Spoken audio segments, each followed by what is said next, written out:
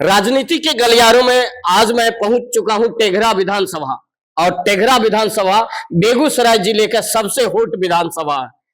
मैं बता दूं, जो अभी हमारे पास चंद्र प्रकाश जी जो है इस विधानसभा के प्रत्याशी है, और जानेंगे इनकी कहानी। तथा अपने विधानसभा के क्षेत्र में हमें पता चला है बहुत सारे ट्रेनिंग सेंटर खोलने जा रहे हैं, बहुत सारे युवाओं के लिए रोजगार की बात करते हैं, युवाओं को कैसे प्लान से रोका जाए, बिहार के युवाओं के, एक बिहारी को बिहार में ही रोजगार कैसे मिले, इन सब बातों पे चर्चा होगी। और भी आप लोग ध्यान से देखिएगा।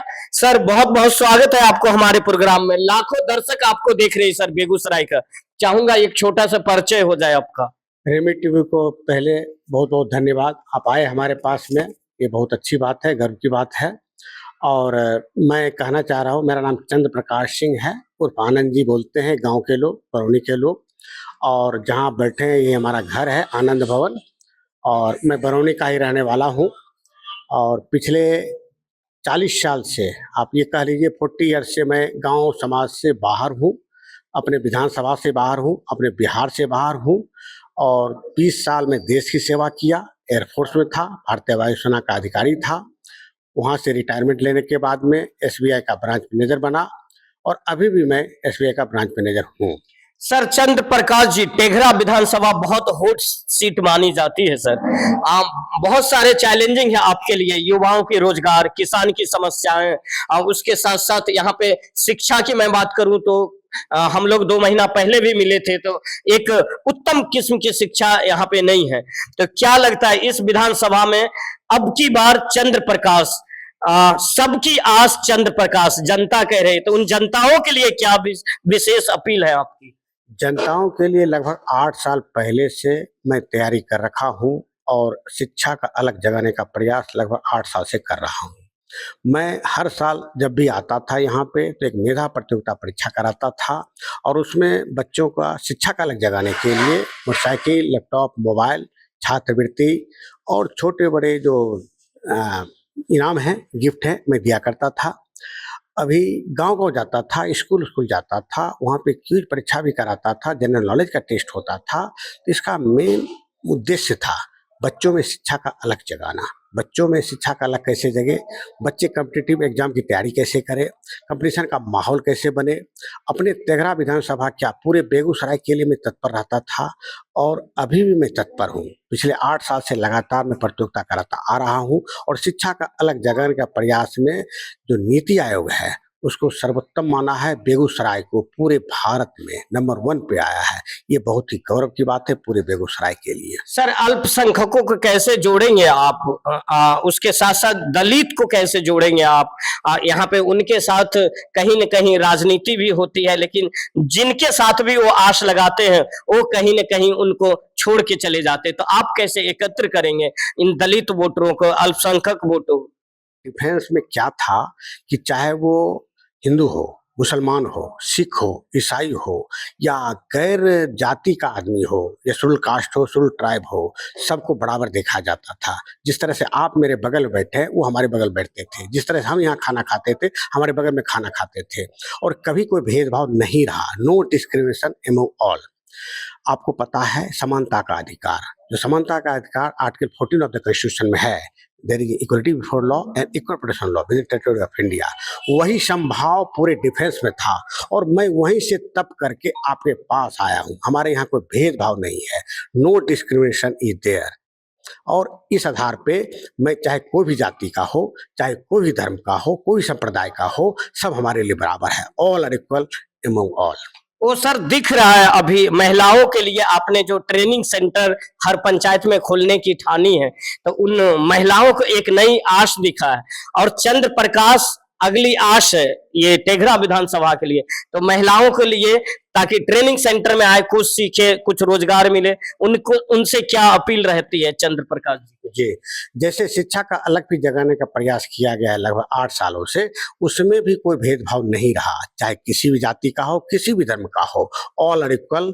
और सभी जो है उसमें भाग ले सकते हैं मेधा प्रतियोगिता में, और सभी भाग लिया, और वहाँ पे भी हमने कोई भेदभाव नहीं दिखाया और भेदभाव दिखाना भी नहीं है। अभी जो नया नया आपने बताया सिलाई कढ़ाई प्रशिक्षण केंद्र का जो कार्यक्रम चल रहा है, उसमें भी सभी जाति सभी धर्म के लोग हमारे साथ मिले हुए हैं और सभी के लिए मैं प्रयास कर रहा हूँ उत्थान करने के लिए। आपको पता है कि तेघरा विधानसभा एक ऐसा विधानसभा है जहाँ पे निरक्षरता की जो संख्या है बहुत ज्यादा है, साक्षरता बहुत कम है। और नॉट ओनली निरक्षरता और साक्षरता, रोजगार के मामले में भी देखें तो ये विधानसभा सबसे पिछड़ा हुआ है। और पूरे भारत की बात करें और बिहार की बात करें तो बिहार जो है सबसे निचले पायदान पर पूरे भारत में है। आप साक्षरता में देखें तो सबसे निचले पायदान पे। यही हाल 40 साल पहले था और अभी भी 40 साल के बाद भी वही हाल है, साक्षरता में भी वही। आखिर ये जनप्रतिनिधि आते हैं तो क्या करते हैं ये समझ में नहीं आता है। तो यही सब देख करके हमने विशेष कार्यक्रम जो है स्थापित किया है। और आज 7 जगह नहीं, आज अगर शाम की बात करें तो 4 बजे शाम के बाद टुडे 11 जगह पे सिलाई कटाई प्रशिक्षण केंद्र का कार्यक्रम शुरू हो रहा है। और इसमें सभी जाति सभी धर्म के लोग पूरा एक साथ एक समान मिल करके और कोई भेदभाव नहीं, नो डिस्क्रिमिनेशन, सब अपना काम कर रहे हैं। सर, विधानसभा की जनता जानना चाहती है, चंद्र प्रकाश आखिर चुनाव लड़ेंगे तो कौन से दल का दामन थामेंगे या निर्दलीय लड़ेंगे? कई जनता ये मुझसे सवाल किए हैं। देखिए, मैं तो कर्मठता में कमी नहीं है मेरी, और मैं 1-2 महीने 4 महीने 6 महीने नहीं, लगभग 8 साल से मेहनत कर रहा हूं। और पहले हमारा विजन था समाज सेवा का, इस क्षेत्र में आना चाहता नहीं था। लेकिन जब मैंने देखा कि जनप्रतिनिधि लोग कोई भी यहाँ आ नहीं रहे हैं और आ रहे हैं तो कुछ भी कार्यक्रम नहीं कर रहे हैं जनता के लिए, जनता को आगे बढ़ाने के लिए, उसको जो है प्रोग्रेसिव काम करने के लिए, ऐसा कुछ भी मादा नहीं है जनप्रतिनिधि का। तो ऐसे केस में कोई न कोई योद्धा आना चाहिए और बढ़ चढ़ के काम करना चाहिए। और बढ़ चढ़ के काम करने वाला कोई भी योद्धा यहाँ नहीं है। तो क्यों नहीं एक ऐसा योद्धा जो देश की सेवा करके आया हो, बैंकिंग सेवा करके आया हो और बहुतों जगह पे अपना झंडा गाड़ चुका है, चाहे वो इंडस्ट्री के मामले में, चाहे इंडिया को टॉपर लाने में।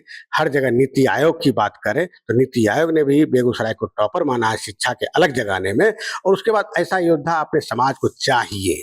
तो बोला दुनिया नहीं कर रही है, समाज नहीं कर रही है, कोई प्रतिनिधि नहीं आ रहा है, तो मैं क्यों नहीं, मैं एक योद्धा बन के उभरूंगा। बिल्कुल सर, सत्ता तो आती रहेगी, सत्ता तो जाती रहेगी, लेकिन जो जनसेवा का जो आपने रास्ता चुनी है, जो मुसाफिर बने हैं इस मंजिल का, हम बहुत बहुत धन्यवाद देते हैं। और सर, चुनाव तो बाद में है, सीट मिले ना मिले, हार जीत अलग बात है, लेकिन ये सेवा की भाव, ये जो ट्रेनिंग सेंटर खोलना, युवाओं के खेल कूद में बढ़ावा देना, इसके लिए मतलब कैसे भावनाएं उत्पन्न हुई और आगे अपने आप को कैसे देखते हैं सर चुनाव के बाद भी? कि मैं लगभग 1994 की बात है, जो बरौनी ब्लॉक नंबर 3 में बिजली सप्लाई था और टाउन फीडर सप्लाई था, और पंचायत जहां 2 बैठे हैं और उसके बगल पंचायत 1 है, लगभग 20,000 की आबादी त्रस्त थी।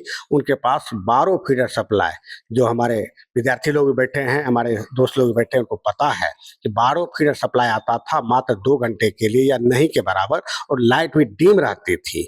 तो मैं 94 में वो एजुकेशन करके दिखाया। जब बड़े बड़े नेता लोग लगे हुए थे और नहीं कर पाए तो हमें लास्टली आना पड़ा। उस समय भारतीय वायुसेना में था और मैं 2 महीने की छुट्टी मिलती थी, मई और जून में। हमारे विद्यार्थी लोगों को पता है, 2 महीने के लिए आते थे। हमारे दोस्तों को भी पता है, चंद्रमोहन झा भी बैठे हुए हैं, उनको भी पता है और पूरे गांव को पता है।